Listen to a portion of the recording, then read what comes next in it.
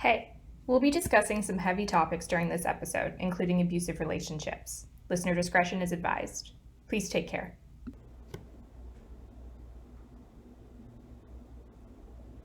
My eyes shift to the tall, brown-haired boy leaning against the wall. His hair is a mop of thick waves on his head, pushed back off his forehead, and he has metal in his eyebrow and lip. My focus moves down his black t-shirt to his arms, which are also covered in tattoos. Not an inch of untouched skin is seen. Unlike Steph's and Nate's, his appearance You can't even read this straight. Unlike Steph's and Nate's, his appear to be all black, gray, and white.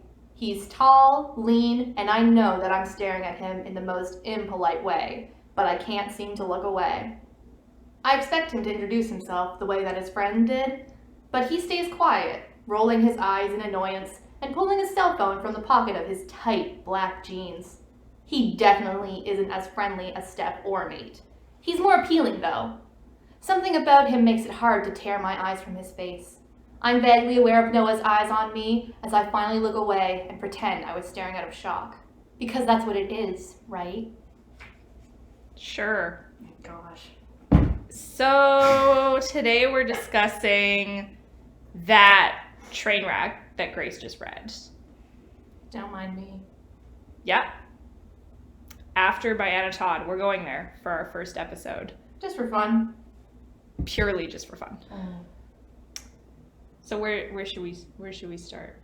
We should probably start with the fact that this is Wattpad. So some people have an issue with Wattpad even existing. I don't.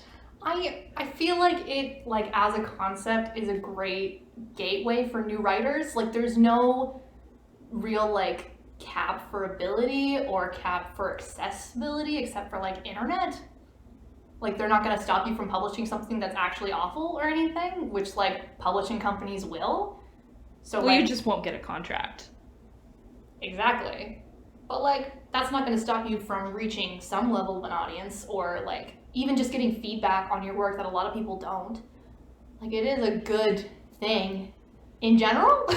Which, begs the... Okay, I went and looked at the feedback that this was getting. I actually, filtered it by date, and, the feedback was not good. It was not good. No, but this, it has to be mentioned, is One Direction fanfiction, originally.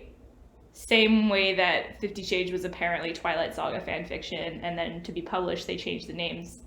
In case you guys didn't know, Harden is Harry Styles. Try to get that out of your head. But he's punk bad boy Harry Styles, which is not at all the energy that original Harry Styles was doing or current Harry Styles was doing. No, he was kind of rocking the same haircut that prepubescent Justin Bieber was for a while, I think. I hate that you're right.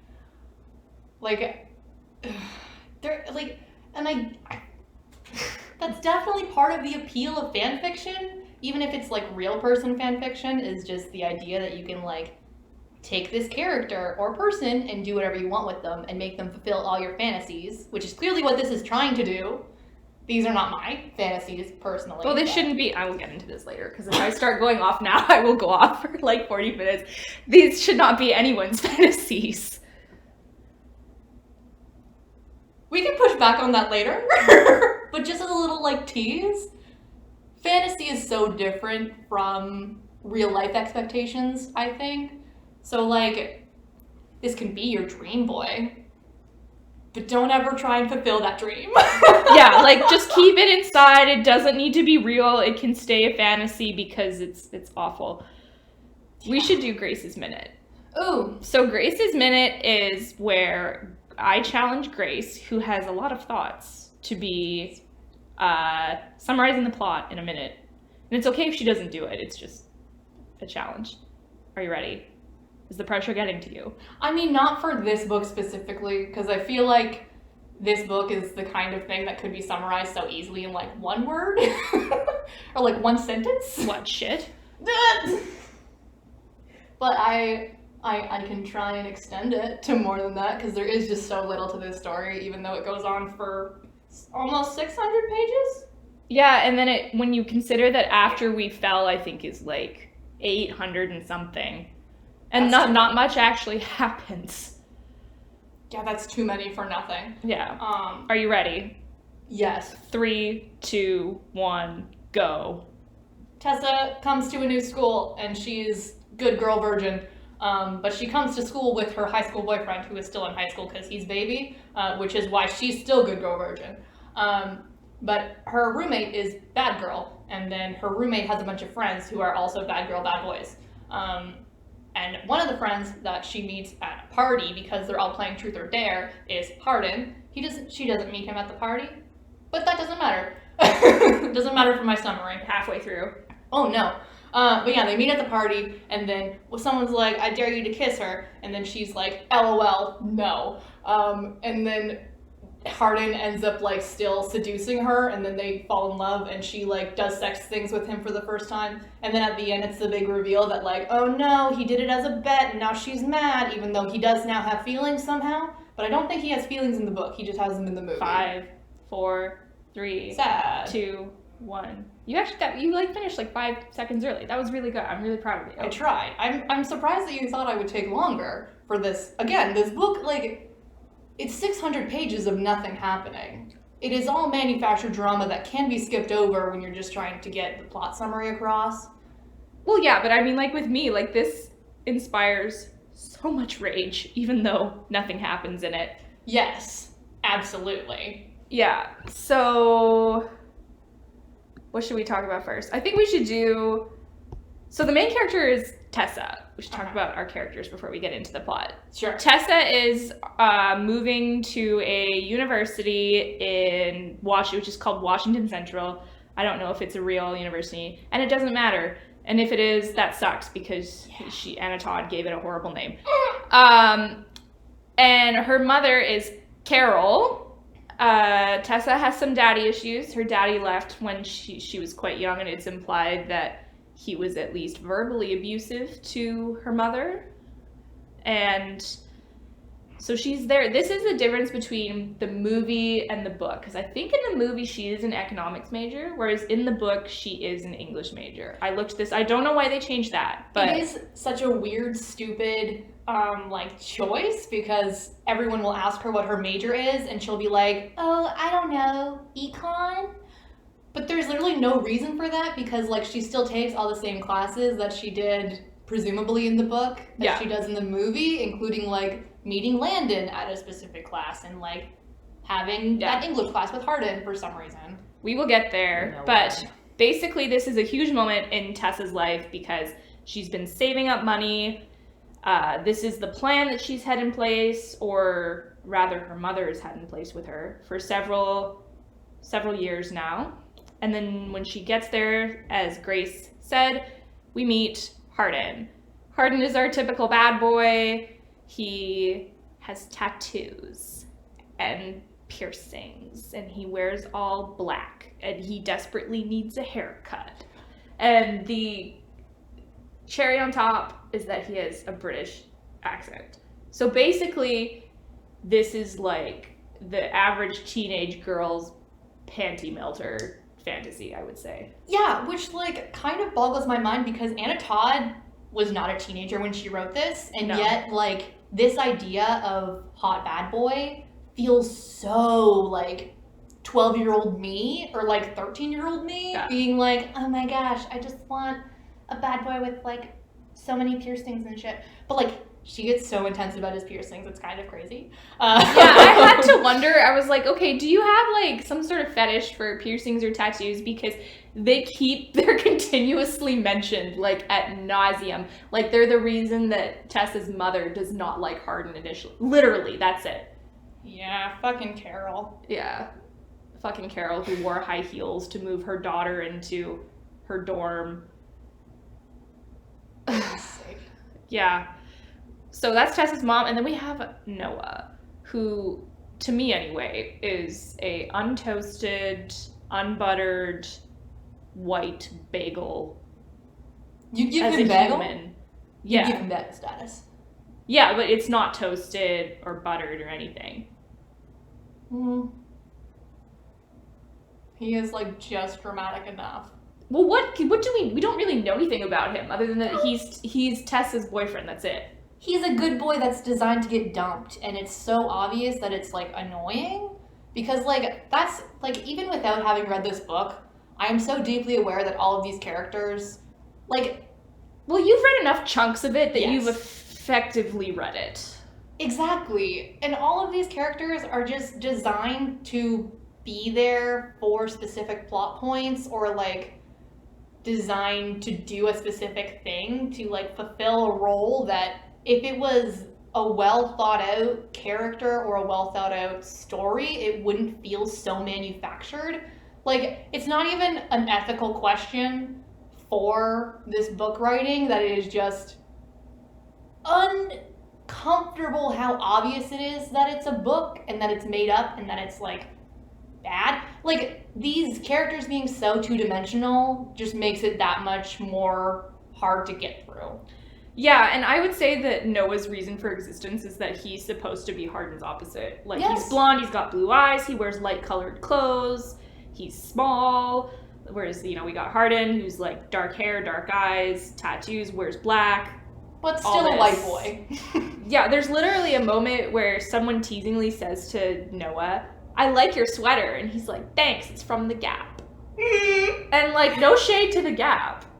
But also, that is such prime, like, I'm a Christian who's safe with their money, but I will buy Gap. Yeah, and only Gap, probably. Anyway, so she, as in Tessa, her roommate is Steph, who also has tattoos. And this is enough to make Tessa's mother, Carol, want to march straight down to the residence office and demand that Tessa get a new roommate. Because obviously tattoos are a sign of moral failing. Yes. Why else? I'm pointing to my tattoos right now. Yeah.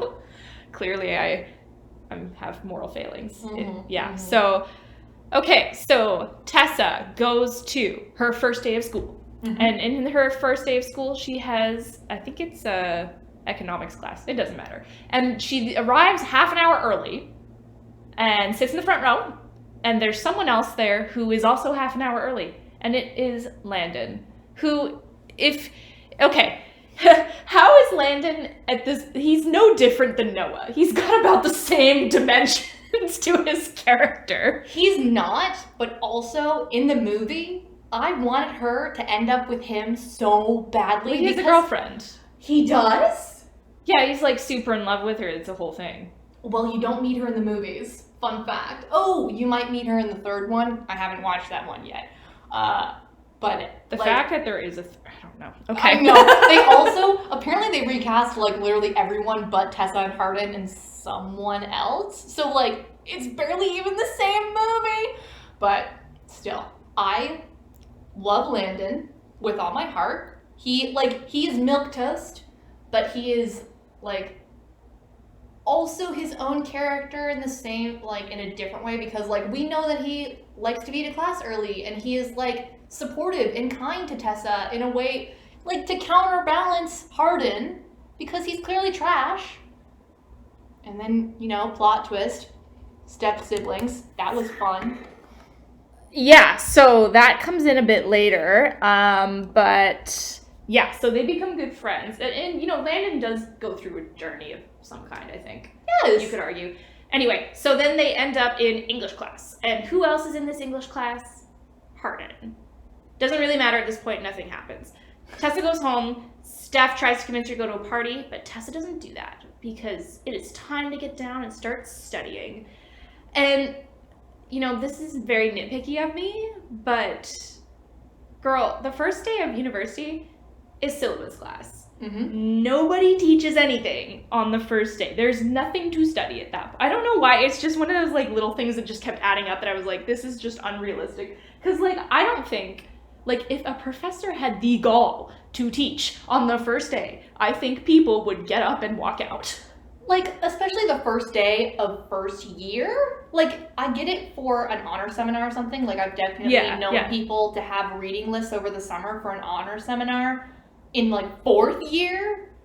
But first year English lit? No. That's not happening. It's not happening. You're maybe talking about your favorite books or like a book you read over the summer. But it is not going to be an actual proper class about a book that everyone should have read as a class. No. Like- No. Particularly if, like, I'm not even sure it's possible for the professor to assign readings over the summer if you're not even technically a student at the school at that point. Because she's a frosh.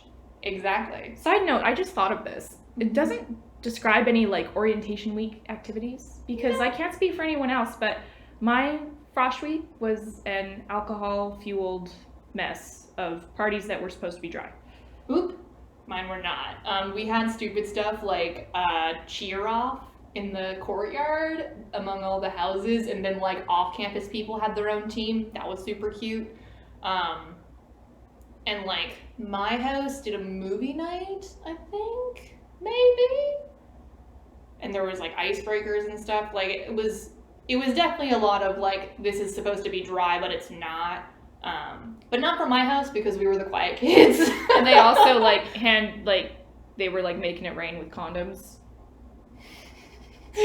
We had I'm not even kidding. Pack, Yeah, my RA literally did that. I love that. Oh my gosh, yeah. They did do a safe sex walkthrough with us, didn't they? We had like a little seminar thing in our meeting room in our house. Yeah, so this is just like another element of Anna Todd. Like I looked this up because I was curious. She did not go to university, which is fine. Like it's not for everybody, but it's, you know, a sign of that because you could tell definitely. that. Yeah. So anyway, so Tessa goes. I think 2 weeks past or something. Like she's going to classes, she's doing well. She doesn't really interact with Hardin. Steph keeps inviting her to parties, and there are parties Thursday, Friday, Saturday night, which that's realistic actually, I would say, for university culture. And then Tessa goes to the shower one night, and what happens? Her clothes fall into the shower and get soaked. So she has to go back to her room wrapped in a towel. She goes in, and who's lying on her bed reading her books but Harry Styles?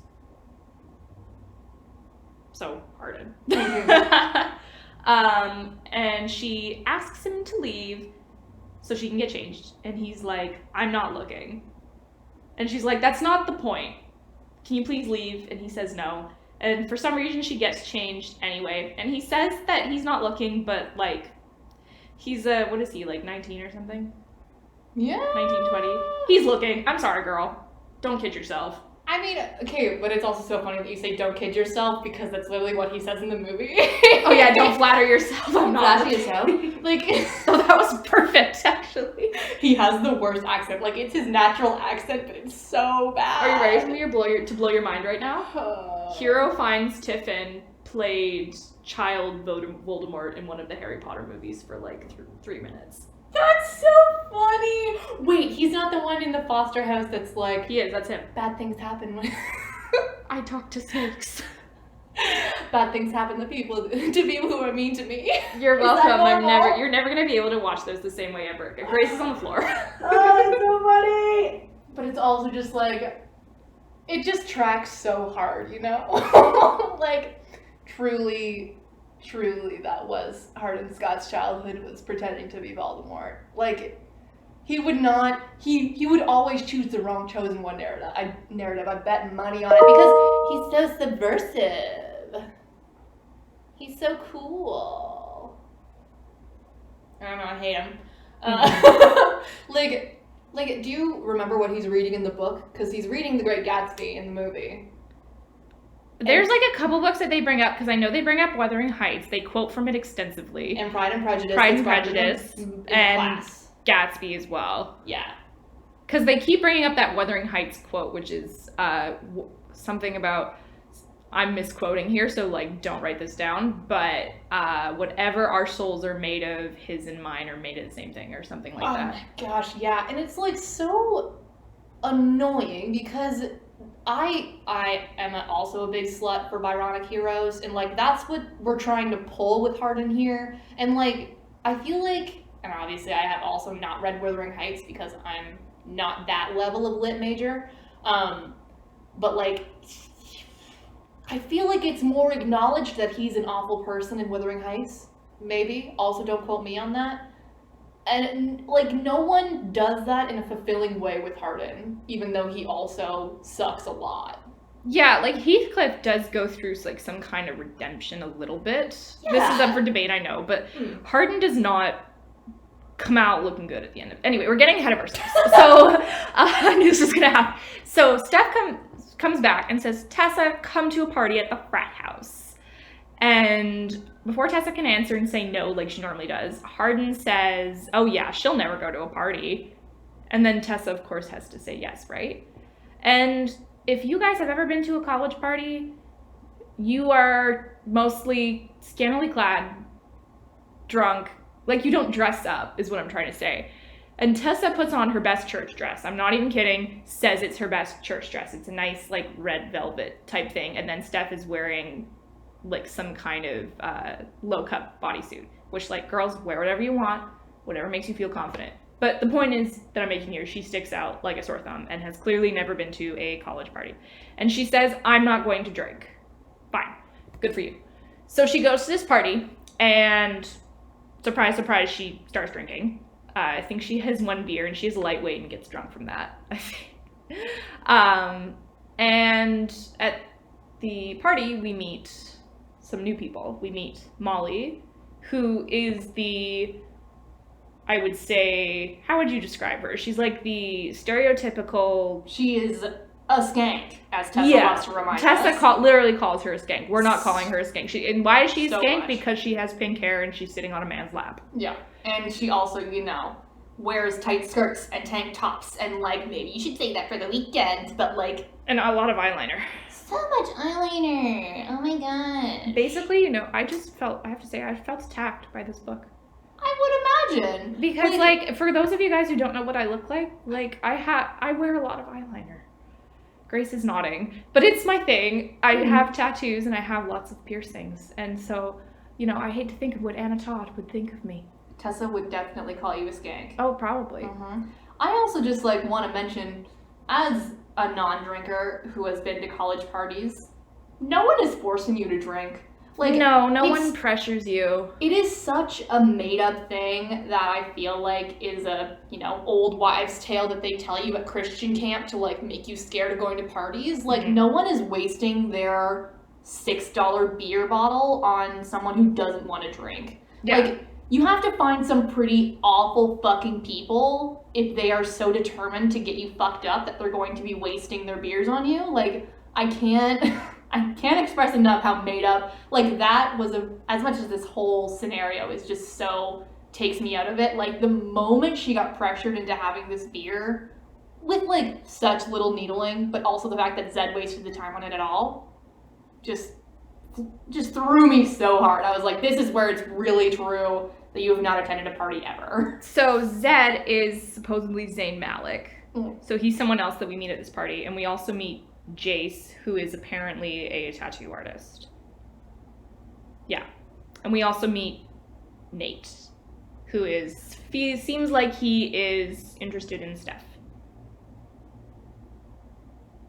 Yeah. So they're sitting in a circle in a circle of couches, and they start playing Truth or Dare. Let me tell you, I would not consider myself an excessive partier. I've been to a fair amount of parties. I've never played Truth or Dare. I have played Flip Cup and some beer pong. I ain't never seen no Truth or Dare at a college party. Granted, maybe I'm not going to the right college parties, but, Anyway, so Tessa gets convinced to play after someone gives her a disgusting beer, which she drinks and then becomes drunk. They go around and it's Tessa's turn, and Molly says to her, Tessa picks Truth, and Molly says to her, "What's the craziest place you've had sex?" And Tessa, being a virgin, does not answer. And then Tessa says pass, and Molly goes, "Oh, that's easy. Wait a minute, are you a virgin?" Which, like... So what, Molly? So what? Who cares? First of all, so what? And B, like, it obviously people will say things about you not having sex, but, like, the idea that Tessa is so uncomfortable with sexuality to not even be like, oh yeah, I haven't done it ever, so I don't have an answer for this. Like, it would have been such an easy way to still have your turn and get out of it and like be done with it.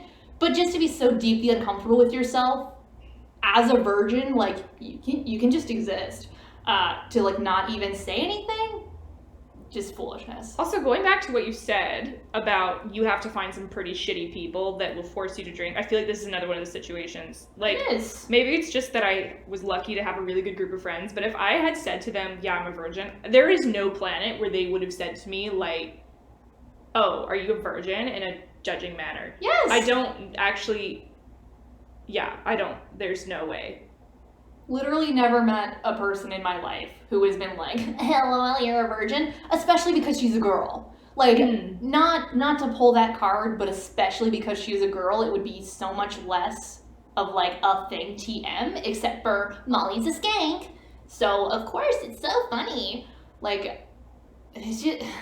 And to be clear, we should make it clear, guys, like, we are not shitting all over people who don't want to drink or who are virgins. We need to I am both of those things. I don't, like...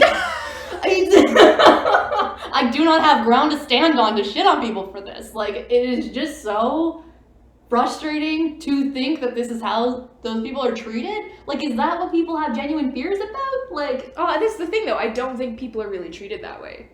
No! Also, if anything, if you guys don't drink, you save a lot of money. So much money! I'm spending it on books instead, but I'm saving so much money. That's fine. We Somewhere. support this addiction. We do. Anyway, so Tess has to do a dare instead, and someone comes up with the bright idea of you should kiss Hardin. And it kind of looks like they're going to. It's like sort of looks that way. Hardin's like, fuck yeah, let's do it. And it doesn't happen. Does not. And super dramatically, Tessa says, I'm not doing this, and runs out of the frat house. And she calls Noah, and she's drunk to the point where she's slurring her words, but she remembers, like, she's not falling over or anything like that. And he immediately starts judging her. Yeah. He starts going in on her, like, I didn't know you were going to become this person when you went to university. Like, what would your mother, he said, what would your mother think? And then what does he do? He calls our dear friend Carol and tattles on Tessa. Like, that's all he is there for, is to be a mouthpiece for Carol, because it's not normal for a mom to be all over her, even though she is a helicopter mom. So, like, yeah, she would. That's another thing, like, you know, I don't like Tessa as a protagonist, but at the same time, like, part of me feels sorry for her just because she's surrounded by shitty people. She is surrounded by assholes every winking moment, and, like, that's part of why, I know we're getting ahead of things, but that's part of why in the movie I really appreciated the time when she was allowed to stand up to her mom. Mm-hmm. Like, thank fuck. You needed to tell your mom that she sucks because she's not being a cool person, and, like, you to just spend so much of your time being abused by the people around you like she is, like, it totally makes sense for her to have this sort of, like, I'm drawing the line here, I'm in love with him, and he makes me feel good. Like, he is a shitty person. But the fact that she has that at all is kind of miraculous because, again, surrounded by shitty people, including her boyfriend Noah. He's baby and he has room to learn, but, like, also shut up, Noah. Yeah, and, you know, another point was that, you know, her mom gets mad at her for drinking. If I happened to call my parents when I was that level of drunk and I was slurring, their first instinct would not be to shit all over me. They would probably say, do you need us to come pick you up? And, you know, I understand that I'm very lucky that my parents have that kind of attitude. They would, and not even just my parents. If my friend called me, I wouldn't start shitting all over them. I'd be like, do you need me to come pick you up? If I was in a position to do that. Yeah. You know, are you okay? Are you safe? Especially because she calls upset. Like, she calls being like, I hate that this happened. And he immediately just starts going into her. Like, you went to a party? How could you? Who have you become? Like, she's literally in the middle of trying to reaffirm her affection and, like, care for him, but she's also drunk, so he goes to that instead of acknowledging that she is trying to be like, hi, boyfriend, who I love so much. Yeah, she thinks she loves him, but anyway. So, I think it's, like, in the next couple days, she's sitting in the campus coffee shop, she's doing her studying, and Hardin comes in randomly and says, let's go for a drive. Never mind that he's suddenly being nice to her. Mm-mm. Ain't that sus? Like, if I was Tessa, I'd be like, what the hell? Honestly. Why did you fall and hit your head? Do you have a twin that's nicer to you? Like, what is happening? So they go for a drive to, I think it's a lake or a river or something. And he decides to take his clothes off and dive into this river lake. And granted, it is the end of September, so it's like not going to be warm. And she's like, you're going swimming? And he's like, we're going swimming. And she's like, I don't have a swimsuit. And he goes, oh, you can skinny dip. And Tessa, being the good girl that she is like, I could never. And then Hardin says, okay, well, you can wear my shirt. And this is another moment where he's like, I'll turn around. And it's like, don't kid yourself, Tessa. He's looking. He's a 19, 20-year-old man. Yeah. But also, this scene in the movie made me so mad because it was like, yourself. It was the one time where I was like, oh my gosh, this is actually really cute. And I didn't want to have that feeling for this relationship because it's so gross. But like, when he offers the shirt and he turns around and we see him turn around, like, it is clearly... Don't we see him peek? We do get to see him peek. But he does like try to make a show of resisting. That lasted all of 2 seconds. All of 2 seconds. But then when she like approaches the edge and she sits on the edge of the dock and he like lifts her up off the dock, like it was so cute and I was so mad because it shouldn't have been cute, but it was. Ugh. Yeah, so I think this is where they have their first kiss. Definitely. And then there gets to be some sexual touching, and this is where we learn that Tessa has never had sexual encounters of any kind whatsoever. Like, none. Yeah, none. No, because he goes to, touch her, and she sort of flinches a little bit, and he realizes that even though she's a virgin, she's not really had any sexual encounters of any kind, which is fine.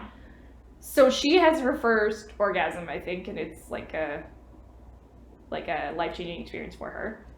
Yeah, okay, which, like, it is only really acknowledged... I know it is acknowledged in the movie, too, but this is not a sex scene in the movie like it is in the book.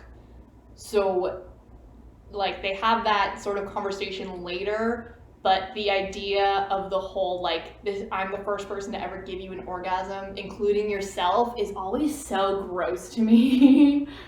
And I think they do the same thing in 50 Shades, and it's also gross then, but it is just so juvenile in a way that makes more sense for Hardin than it does for Christian. But no matter what, it's so uncomfortable. I don't understand how this became a trend in... we can't ignore the fact that she's like the typical good girl, and it's no coincidence that she hasn't, had any sexual encounters, right? So we'll get into like the example that this kind of sets later on, but so they head back to the town, which is somewhere, it's near Seattle. I don't think they ever actually name the town that they're in. I don't think so. But they go to a pub and they're having dinner together and it's cute. And then who crashes the party but Molly, Steph, and company? And Hardin says to Tessa, can you wait outside for me? So he's in there literally having a drink with his friends and she's waiting outside for him outside of this pub. Hella rude. Yeah. I don't actually, my memory of this part is fuzzy. I think she sort of gets upset and he kind of apologizes and that's that. And this sets off them kind of sneaking around a little bit, and eventually she sort of breaks it off. They weren't dating at this point, but she does end it because she feels guilty about Noah. Noah comes to visit, and Tessa is questioning why she doesn't have the same physical connection with Noah that she does with Hardin. And there's a scene where she's never made out with Noah before, so she climbs on his lap. They're like in her dorm, he's visiting, tries to make out with him, and he literally stops her, lifts her off of him, and says, thank you, that was nice. Like, he's so uncomfortable, and also just he's such a placeholder, and I know and I'm so deeply aware that, like, aromantic and asexual people exist. So maybe he really does just, like, not care that much about this, like, that level of the relationship. But also, I know that that's not what's happening here because I don't know that Anna Todd knows that relationships without sex don't exist or that happy relationships without sex don't exist. Mm-hmm. And obviously, it's not really fair to try and psychoanalyze this woman because all we know of her is her novels, and that doesn't necessarily show the full spectrum of this person. Mm-hmm. But still, I do not trust that in this story, someone who doesn't want to have sex exists. Mm-hmm. So that, and then Landon, by this point we've found out that Landon and Hardin are going to become step-siblings because Hardin's father is engaged to Landon's mother, Karen, who, in the great paradox of the century, is a lovely woman. And then, so Landon calls her, and she runs over to their mansion. It is a mansion, because Hardin has gotten drunk and is smashing glasses because Tessa left him. And she starts cleaning up the broken glass while he's having a drunken rampage. They end up, I don't want to call it getting back together because they were sneaking around. Yeah. And Tessa stays the night with Hardin, sleeping with him at the house, and it comes out that this is one of the first nights that Hardin has not had nightmares / flashbacks from his childhood because Tessa was with him. So let that sink in. She left Noah at her dorm room at a university that he does not go to. She comes back in the morning, lies about it, and as soon as she comes back to the dorm, Hardin does the most asshole-ish thing that could be done, follows her, and heavily implies to Noah that they slept together, basically. Which, she did cheat on Noah. Like, I'm not trying to trivialize that, but Hardin does make it sound like it's worse than it is. Yeah, and it's done in that way of... rather, they went further than... That's a better way to put it. It might be a better way to put it. Like, he does it in that juvenile, masculine, competitive way, too. Mm-hmm. Because he's just trying to, because he's a dick. Wag his dick. Yeah. And, they did do sex things, just not that night. So he is all around being an asshole. And she did actually cheat on Noah and choose to spend the night with Hardin over Noah, even though she had specifically invited him over. So, Noah does deserve to know, but that's not how he should have been told about it. Oh, for sure. Yeah, absolutely. So Noah and Tessa break up, and no one is more upset about this than Carol. Fucking Carol. To the point where Carol arranges a phone call between Tessa and Noah, schedules it and says, all right, go get back together. And Tessa's like, you can't tell me what to do. I am a strong, independent white woman, and I will do what I want. I kind of wonder if part of them trying to make Tessa an econ major at first in the movies is to, show another level that her mom is controlling. Because I feel like her mom would think that there's more money to be made out of being an econ major than an English major, even if Tessa wanted to be an English major the whole time. Do you know what I mean? I took an economics class for 2 weeks and then dropped out of it. It was terrible. Because that's what English majors do. I would never want to do a full degree of that. Oh. No. My school did not even have, enough econ classes for someone to get a major in it. You had to go to the, sister school and get course credits that way. I see. Yeah. Yeah, I think it was intro to microeconomics. Anyway, this is my life story. Micro. So, Tessa says to Hardin, well, I'm going to tell my mom that we're dating. And Hardin's like, well, we're not dating. Ha ha ha, funny joke. Don't date, Tessa. I don't date, because I'm damaged, and I'm not good for you, and... Idiot. So then Zed is like, man, if you don't date, I'll date. I date. Hey, Tessa, I date. So they go to this bonfire, and Hardin throws a jealous fit and shows up with, I think, Molly, actually. Definitely Molly. To this bonfire, and successfully makes Tessa jealous, and they sort of start pseudo-dating again, but Hardin insists it's not dating. No, can't have that. No, because he's a bad person, right? Mm-hmm. Mm-hmm. He doesn't deserve love. No. And we find out that he thinks this because Hardin has some daddy issues. Mm-hmm. And his parents were married and he lived outside London, and his father was an alcoholic, and one night these men that his dad owed money to came to the house and did not find Hardin's dad because Hardin's dad was at a bar, and instead chose to sexually assault Hardin's mother while Hardin watched. Obviously terrible. Horrible. So awful. Hardin's dad, being so horrified by this ended up being the kick in the butt that he needed to go get sober. But he ends up staying in America. He gets divorced from Hardin's mother, and he becomes the chancellor of the university that Hardin and Tessa and Landon attend. He is now engaged to Karen, Landon's mother, who is a lovely person in the great paradox of the century. And it's a whole sticking point to this is the fact that Hardin does not have a good relationship with his dad. It's not entirely clear why Hardin chose to come to the States to go to university, but Hardin has also said that he is not going to the wedding. Surprise, surprise, Tessa insists that they go together, and they do. Hardin does like Karen. He does start to build a relationship with Landon, and seems like he's on the path to getting better with his dad, but, you know, he punches him in the face once or twice, so it's kind of a sticky situation. Yeah, at the engagement party / wedding. Yeah, I don't remember which one it was. Either way, shitty thing to do. It was both, because it was a surprise. Oh, great, it was both. Wasn't it? I thought it was. This whole story is a blur. I told you, like... He punches his dad in a public place. Yeah, long story short, he throws a fit, like, verbally attacks his dad, seemingly out of nowhere, but definitely because he's drunk. Hardin's an alcoholic, by the way. Gets super jealous, and then he punches his dad in the face. Before he gets married, so, like, oops. Yeah, oops.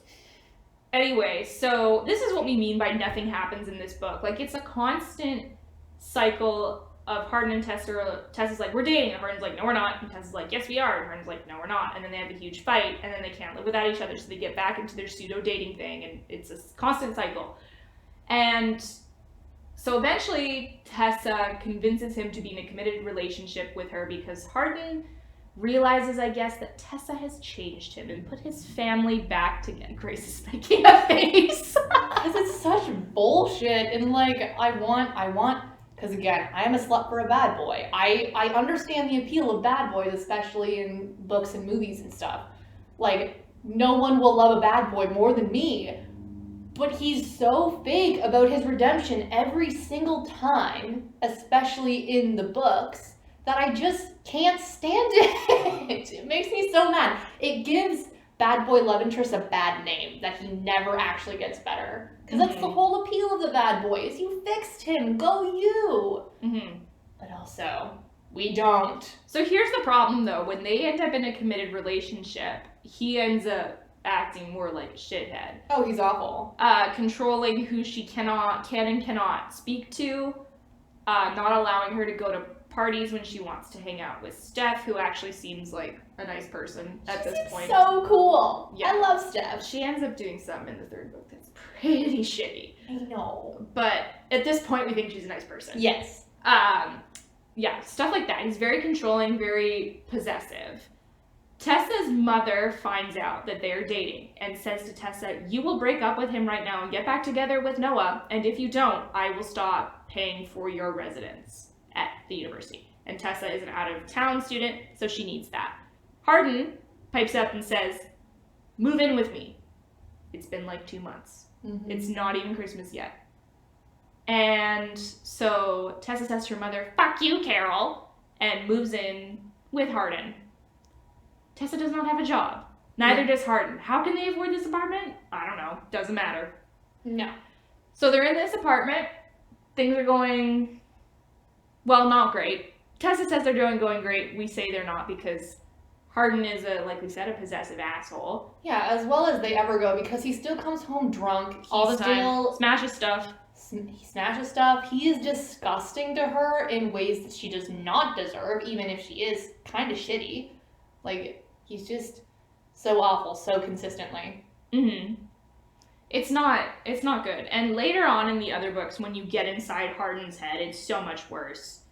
Like, he rationalizes being shitty to her by thinking to himself, but Tessa loves me, so she'll forgive me. Word for word, not even kidding. That's not even paraphrasing. Just so consistently. Yes. it's a constant cycle with these two.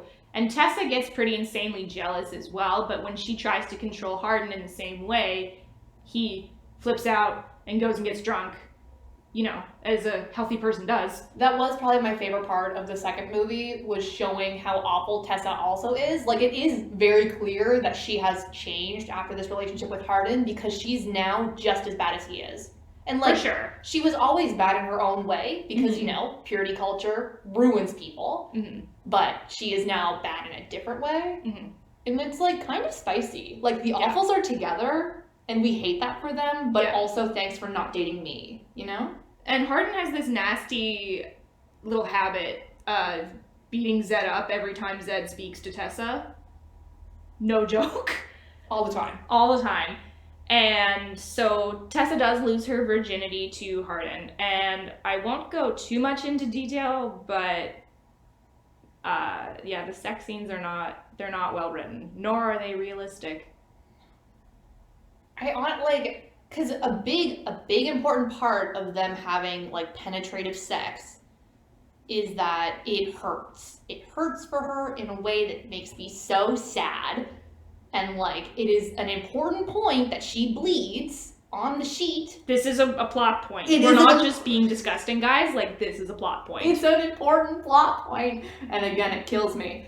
But, like, as someone who does read fanfiction, it is not always this stupid in a sex scene. Like, it is very much it does not, fanfiction or online fiction does not mean that they don't know how sex works or that they're going to do sex poorly. And for us to understand that Tessa's a virgin, so maybe she doesn't know about this stuff. Sure, whatever. Hardin is not. No, he makes that very clear. He makes it very clear that he has had sex with many women. Women specifically. And he, like, does not seem to even think that maybe they should use more lube. Maybe they should do other things so that it doesn't hurt so much for her. Like, it's just so frustrating to read. And, like, knowing that some people will come away from this thinking that that's what sex is supposed to be makes me so upset. And he's just enjoying it the whole time. But we do also get to see a little bit of his insecurity, because afterwards he asks her, like, are you okay? How was it? Did you enjoy? Like, was it good for you? So much. He asks so much. It is, like, I know he's full of trauma, and there's no reason to trivialize that, even if he, like, does not cope with it well. But it is so clear that he is so insecure about his sex in that moment. It's so funny. Yeah. So Tessa's cut off from her mom, you know, a man has come between them. Tessa's fine with that. I was low-key kind of fine with that, because Carol's kind of a piece of shit. Carol sucks! But Hardin sucks too, so you can't really win. Steph finds out that Tessa and Hardin are publicly dating, and somehow they end up at a pub near the end of Tessa and Hardin are having dinner. Yes. Molly comes in and she's like, so I hear you guys are dating. And Tessa's like, yeah, bitch, what about it? And Molly's like, Hardin, are you gonna tell her? And Tessa's like, tell me what? And Hardin's like, nothing. And Molly's like, do you not know why he started talking to you in the first place? And Tessa's like, what? And Hardin's like, 'cause you're pretty? And Molly's like, nope. Because, rewind to the Truth or Dare game at the frat house. After Tessa left, Hardin was embarrassed that she didn't want to kiss him, you know? Because that's, like, the biggest insult. And so Jay dares Hardin to take Tessa's virginity, and it is framed as a competition between himself and Zed. And to prove that he actually did it, Hardin kept the bloody sheets from when Tessa lost her virginity, because sometimes when you do that, you bleed a little bit. And showed the whole group.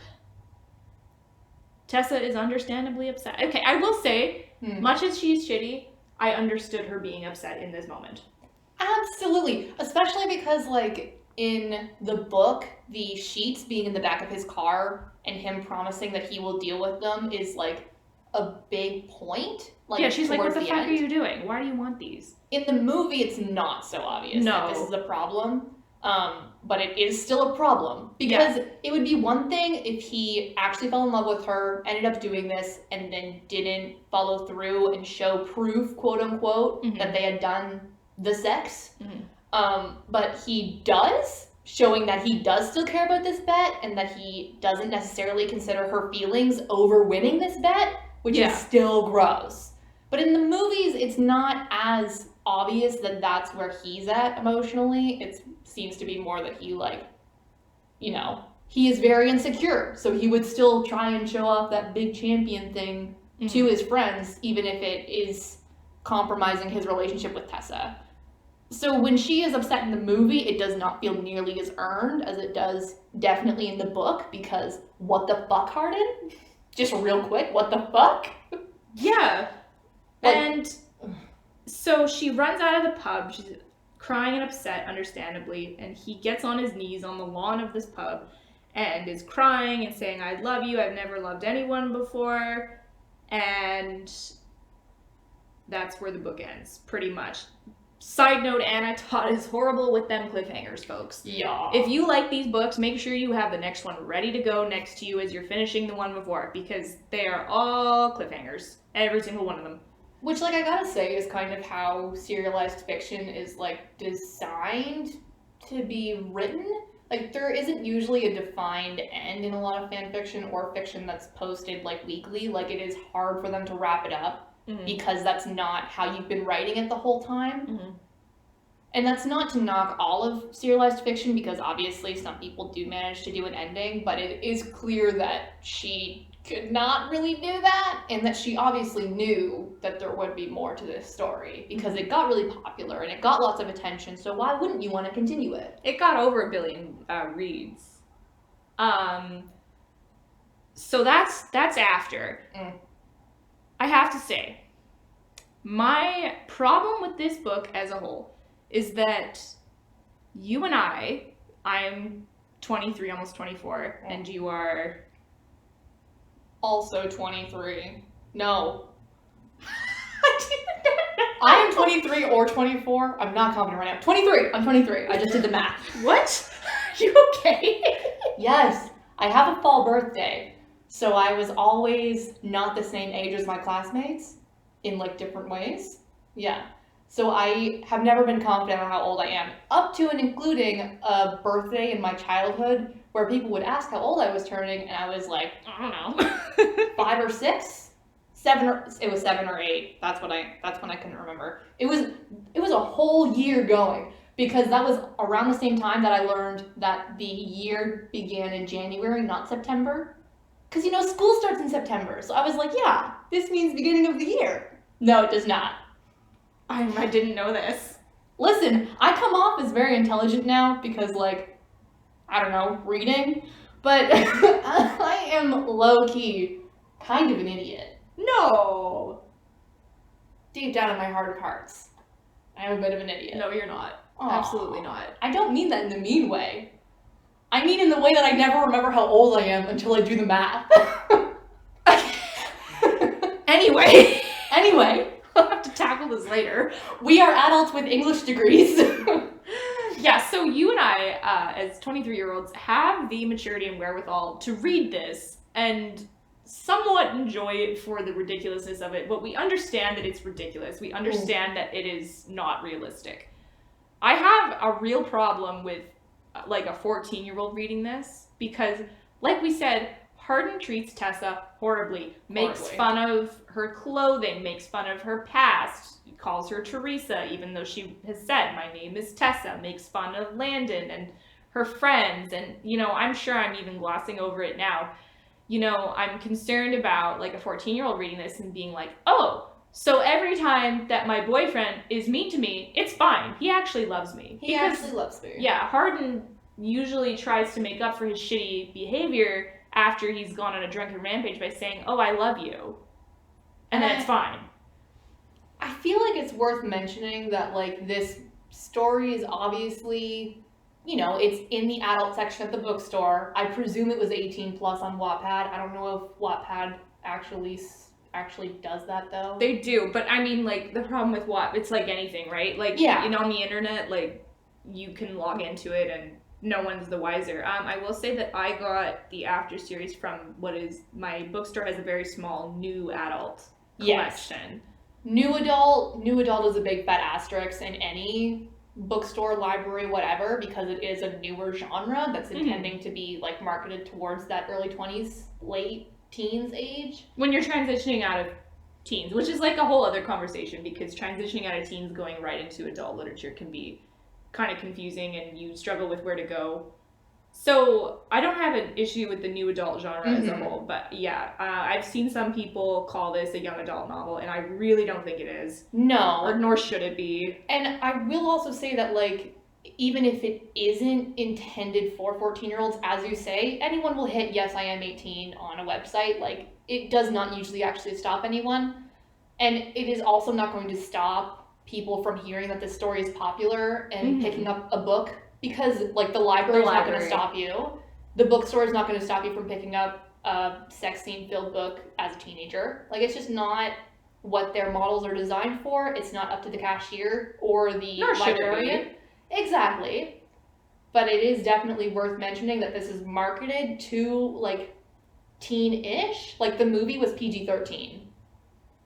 And it was pretty clear that it was, but there was no way that it was framed as a bad relationship, just as a relationship that Tessa should have cherished. Because at the end, even if the book doesn't do it, at the end of the movie, Tessa and Hardin meet up at the lake, because that's where their relationship started, and that's where he showed her, like, his favorite place to her, and how was him being emotionally vulnerable for the first time. So obviously, they're going to have their happy ending after her montage of getting her life back together. Yeah, it's like a heavily implied happy ending. Exactly. Implying that this relationship is her happy ending. And that this very toxic, very bad relationship that is actually marketed towards teens for sure, because it's PG-13. They're expecting teenagers to watch this without parental guidance. Like, that is what that means. Like, that is definitely, it is such a problem that these stories, even like Twilight, it would be put with the young adult. Maybe it shouldn't be, because again, without that certain critical eye that you develop as a reader, usually into your early adulthood, if not later, if not even later, without that, it is just not being taken or framed as a bad thing. It is always seen as a good thing. These bad relationships that you can definitely go through and maybe, like, learn things from and know that this is what you want or what you don't want. I wish it wasn't what people wanted. Did your parents keep an eye on what you were reading, like, as a young adult? No. Not really. I got really into this one vampire book series while Twilight was really popular, but I was too ace and masculine and, like, tomboyish to want to read a romance novel that was centered around a love triangle. Like, my sister got me really into the movies because she needed a Team Edward to combat her Team Jacob, like, just really for no reason. The yin to her yang. Pretty much. Even though, like, there's an 8-year difference between me and my sister, like, she's that much older than me, but still it was like, this is something we can bond over. Watch the movies. But yeah, so I was really into this vampire series in that I would, like, reread them all the time. I share them with my friends. So when my mom bought me the 4th book, she was like, you should also be reading your Bible. But she also, like, slid me the book. I was like, great, I'm not going to read my Bible, but I will read this. Yeah. I'm trying to, because, like, my parents, or more my mom, I would say, because, you know, she had the purse strings, so whenever I would buy a book up to a certain age, she would read the back. Like, she wouldn't read the book before I read it, but then she would read the back and if it was something that she felt was too mature for me, then she would say, no, I'm not getting this for you, which, you know, that's her right, she was paying. But I remember we had this conversation before I read Breaking Dawn, the 4th book in the Twilight Saga, because it was well known that, you know, that's when Bella and Edward finally have sex, and we had a conversation, the result of which was, okay, I'm not going to censor your reading anymore, because she had a conversation with this lovely woman that worked at our local Indigo who was like a mom. Like, she was great. I miss Patricia even to this day because she gave the best recommendations. And, you know, Patricia was kind of like, you know, you just gotta let her, if she's reading, because at that point I was also reading beyond my levels, so my school level. So Patricia was like, you just gotta let her be, honestly. Like, you gotta trust that if she encounters something that she's uncomfortable with or she doesn't understand, she's gonna come talk to you about it. You know? So, and also at that point, like, I was becoming a more prolific internet user, so, you know, I don't know if I would have had the wherewithal to find a free illegal PDF of Breaking Dawn, but I'm sure it would have probably gotten there. So anyway, and I was thinking to myself, like, pulling it back to after, I was thinking to myself, like, is this the type of book that my mother would have let me read as, like, a 13-year-old? Probably not. But after she stopped censoring my reading, I probably would have read it, because I did like romance at that time, because, you know, I was coming, you know, it's a coming of age thing. And yeah, I think I probably honestly would have absorbed the inappropriate themes, I would say. Yeah, so that's like my introspective moment for the day, I guess. Yeah, and I do feel like it is totally normal, like, adult behavior. Like, as someone who currently works at a bookstore, I see parents all the time be like, let me read that first, or like, I'm gonna read this first, and then we can, like, and then I'll let you read it. Like, it is entirely normal for a parent to want to know what their children is getting into. But my mom never really did that intentionally. She did briefly try and convince me not to watch anime in the most uncomfortable way, because she just hates the idea of me knowing anything about sex. Not in like a bad way, just like I am uncomfortable with the idea of my children having sex, which is entirely understandable. I don't like thinking about her having sex. But with something like After, I don't think I ever would have picked it up, but I do think if she knew its reputation, she never would have wanted me to read it or my sister to read it, just because it is, you know, well-known smut. Yeah, so the whole thing with the happy ending too is that because, at least in the movie, and it, you know, you assume in the book, there's 3 books afterwards, you're like, okay, they're gonna get back together. They do get married, like, yeah, they reached the heterosexual happy ending. Yeah, so what I mean by that is, like, Tessa is sort of, what's the word, like, where all her decisions are made okay. Oh, it's all condoned. Yeah, because she has the happy ending. So not even just the relationship with Hardin, it's, you know, her thoughts on, like, for example, tattoos and piercings and having posters in your bedroom. Like, it's just very judgmental, and, like, I wouldn't want, like, a 14, 13-year-old to go, oh, Tessa's right because she is the happy ending. Tattoos are bad. Piercings are bad. Yes, I am biased because I have both of those things. But yeah, I just don't think Tessa is the kind of character that you know, young girls or boys or people should read about, because personally I think that when you're that age, you absorb little bits of what you're reading. And she's not a good example. No.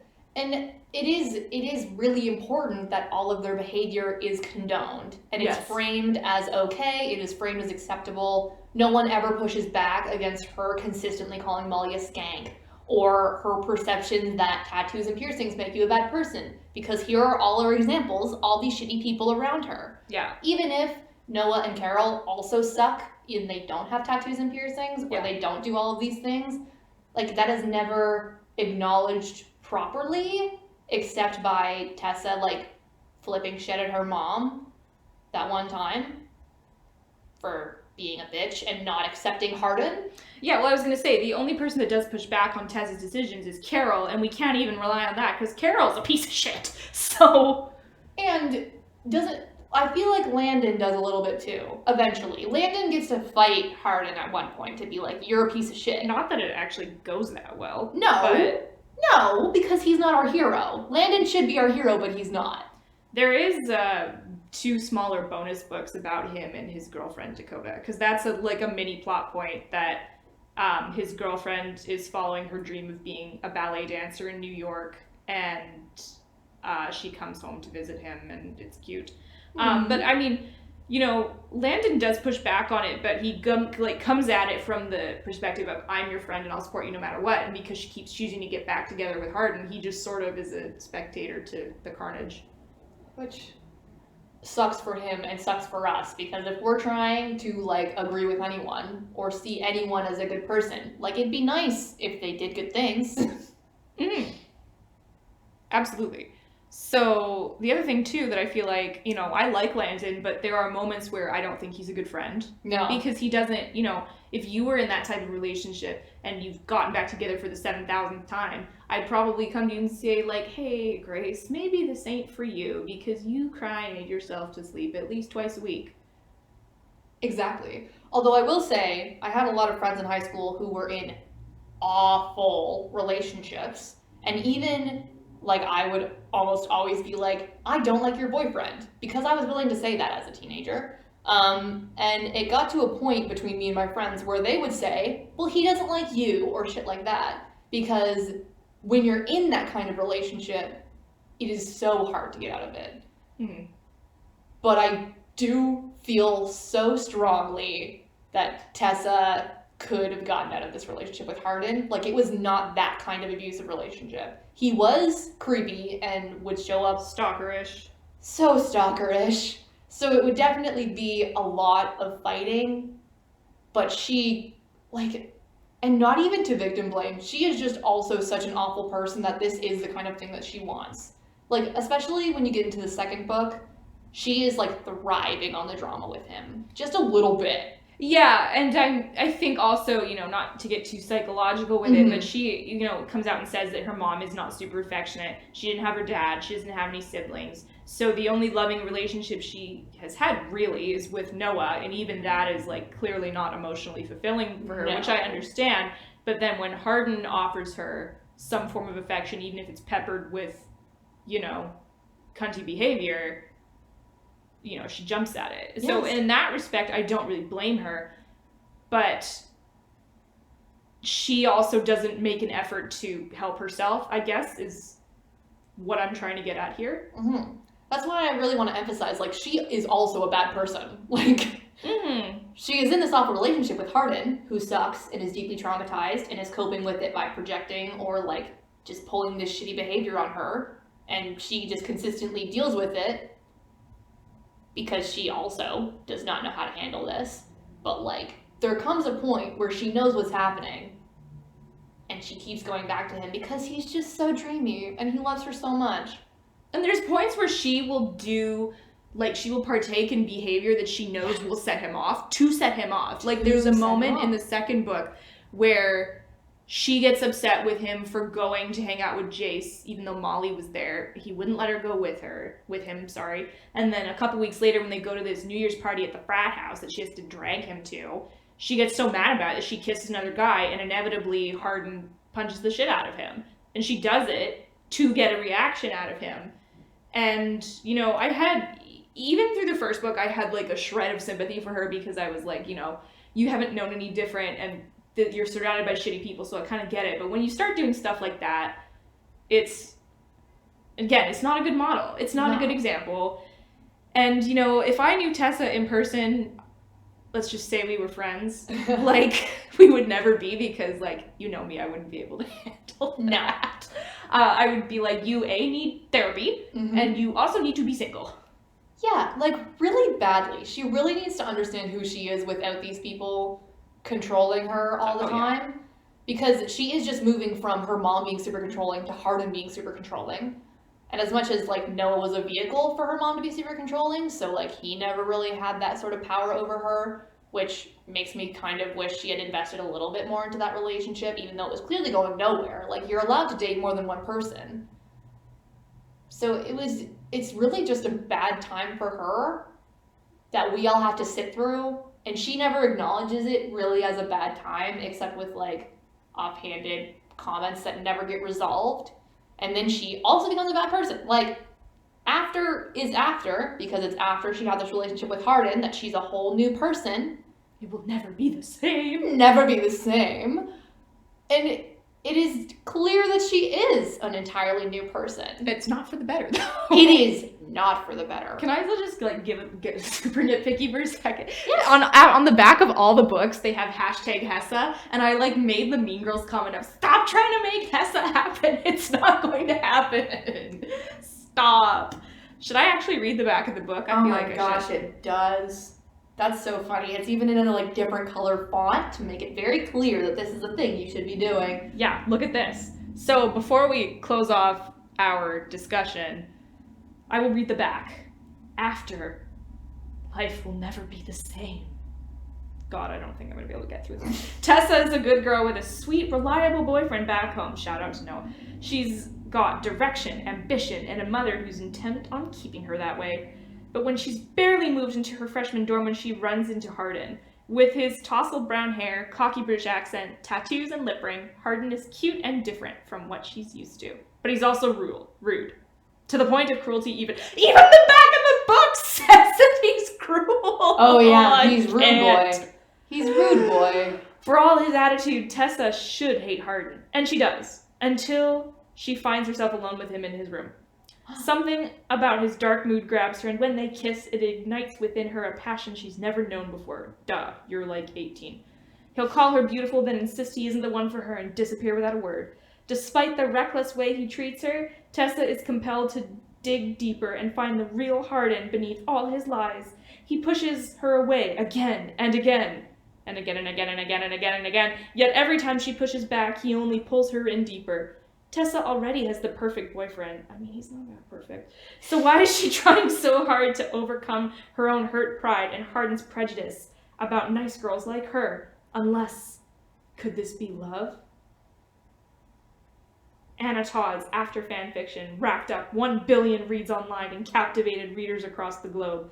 Now experience the internet's most talked about book for yourself.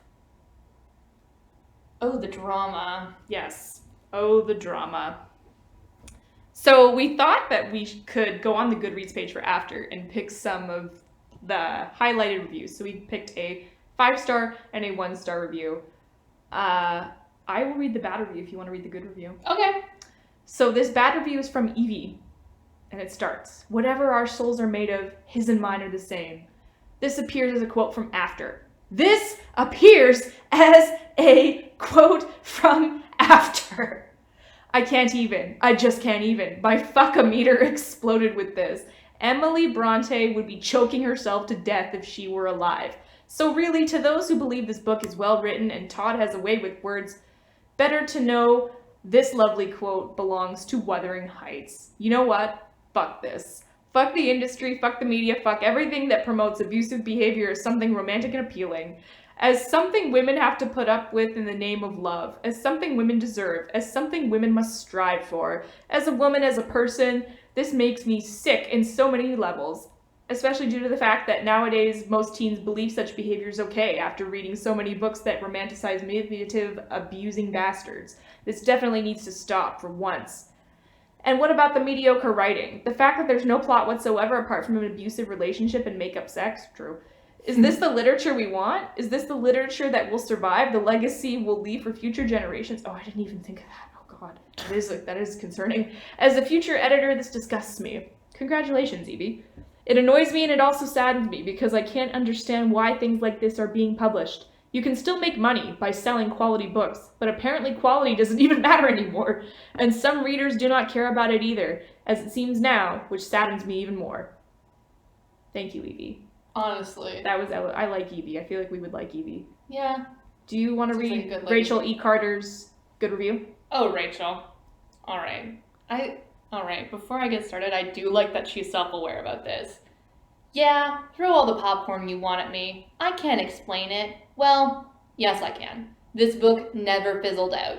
You know where they fight and then fall in love, and then there's one more big fight and then it's over? Nope. Not this book. Try adding 1 billion fights so that the tension keeps flowing. Apparently, I'm a misogynist. She's self-aware. Yeah, and this book felt long, and yet the relationship was up, down, and even then, I hated the protagonist half the time. The cheating, how she used her sweet boyfriend, this book was undeniable. They had chemistry. Hardin was hot, and I didn't even care about the overdone and Narcotics Anonymous? Or SALT. What do you mean NA? What does she mean NA? Do you think she meant YA? Maybe. I don't know. Rachel, if you're listening, tell us what NA means. And I didn't even care about the overdone NA habit of describing the girl's obsession with his tattoos. I didn't even care about all the bloody tropes. So much tension, so much drama, so good. And I was prepared for a boring end. I thought I had predicted his secret. Talk about a punch to the stomach. I realize this is a series, and the second book will probably be that prerequisite, so I don't know how soon I'll read it, but God, this book. Confession. I saw several of my lovely reviewer friends review this, and they all hated it, but I still love you guys. And something about the atypical NA blurb. Oh, I think it's new adult. It is definitely new adult. Sorry, Rachel, we're dumb. And something about the atypical NA blurb caught my eye. That and the fact that so many people on Wattpad loved it. I was curious. I skipped writing or reading Truth Witch. I figured, what the hell? I'm in a contemporary NA romance mood. Oh. You know what, Rachel? Go off. And I mean, if you guys like this, fine. Absolutely fine. It is. Sure, whatever. You're allowed to find this entertaining. I don't feel like anything happened. I don't read a lot of romance though. A lot of the time if there's a romance plot in a book I'm reading, I get very annoyed with it because I don't understand. And that's fair. And I'm also allowed to hate Tessa with all of my being. Oh, so much. All of my being.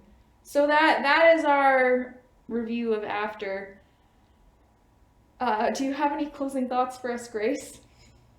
Read a different book. Like, if you like or dislike this book, read another book. They talk about so many other books in this book. Read those. They also have abusive dads. Wuthering Heights. Fine. Works. Great Gatsby. Do it. They also have abusive boyfriends, but, better writing, maybe, depending on your perspective. I haven't read all the classics. Yeah, I guess I understand why this is popular because, like Rachel so eloquently put it, drama. Yes. But yeah, there's better written drama out there. Definitely. I would say. That said, the third movie is just about to come out, and I would recommend that you not pay to see it because it's the same as the first and the second. Mm-hmm. Yeah. So that is our first episode. We hope you enjoyed it. We hope you will join us next time. We don't know what our next episode is. We would have, if we knew, we would tell you. Mm-hmm. Yeah, leave us a comment, rate, subscribe, and we'll see you guys next time. Bye. Bye.